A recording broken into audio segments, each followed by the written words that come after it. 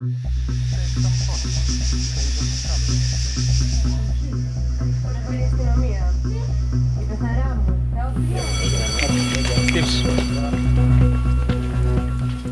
is Greece's largest airbase. The 70 fighter jets stationed here are on constant alert to intercept threats over the increasingly contested eastern Mediterranean Sea. This jet's going off to intercept the Turkish jet, which is intruding into Greek airspace. The officers here say this happens every day.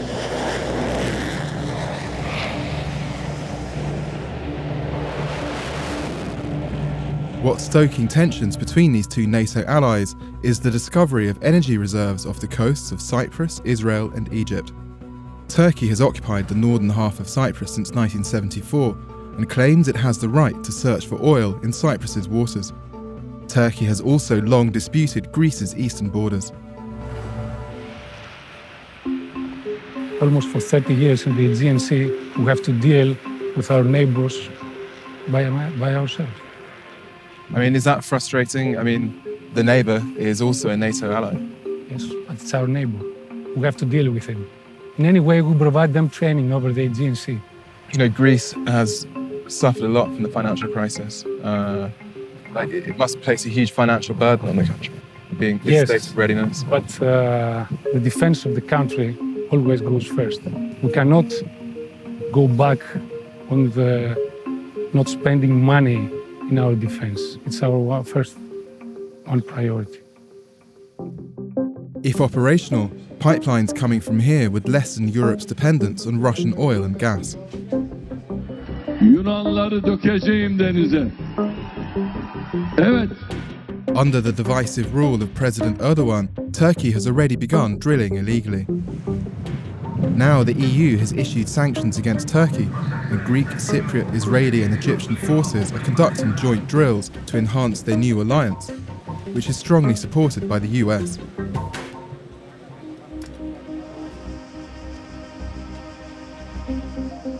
Nikos Panayotopoulos was appointed as Greece's defence minister in July. He is not hesitant to accuse Turkey of inflaming regional tensions. Greece is committed to defending Cyprus. Can you talk about the growing tensions there? Well, unfortunately, Turkey is conducting illegal drilling activities within the exclusive economic zone of Cyprus, which I remind you is the exclusive economic zone of a member of the European Union. And coupled with the very aggressive rhetoric that Turkey uses, it's a source of concern. You're talking about aggressive Turkish rhetoric. Could you give us an example? Whenever a top official from Turkey makes a statement, it's a statement that involves talk of war.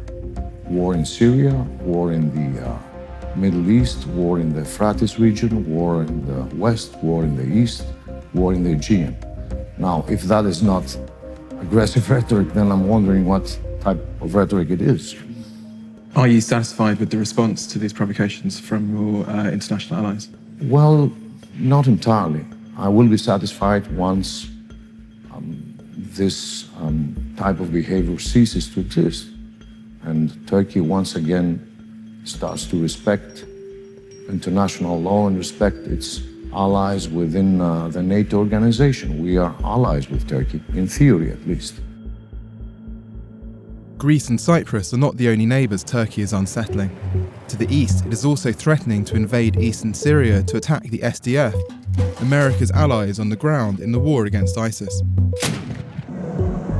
Last month, the United States forced Turkey out of the advanced F-35 fighter jet program as a consequence of Erdogan's purchase of Russian S-400 surface-to-air missiles.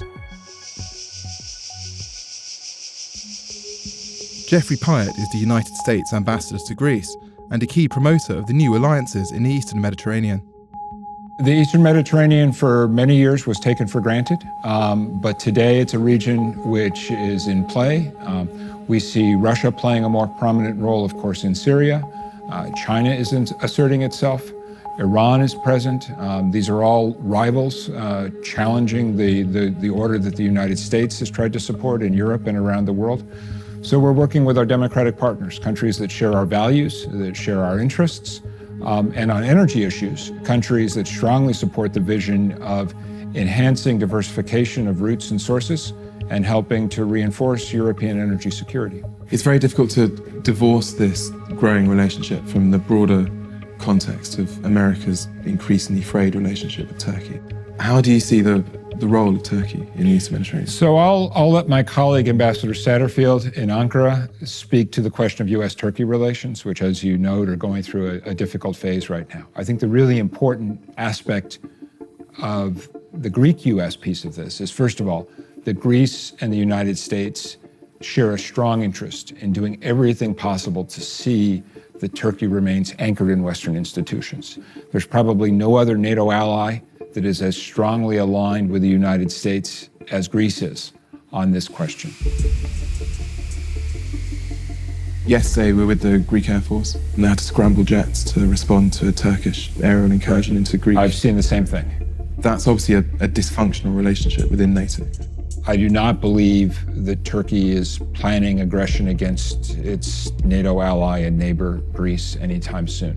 But there's always a risk when you have these military systems operating in close proximity that there could be an accident. It's a statistical inevitability that as long as you have these operations happening, there will be accidents and people will get hurt and sometimes die. So everybody has an interest in de-escalating, getting to something that looks more like a normal alliance, neighborly relationship. That's our objective.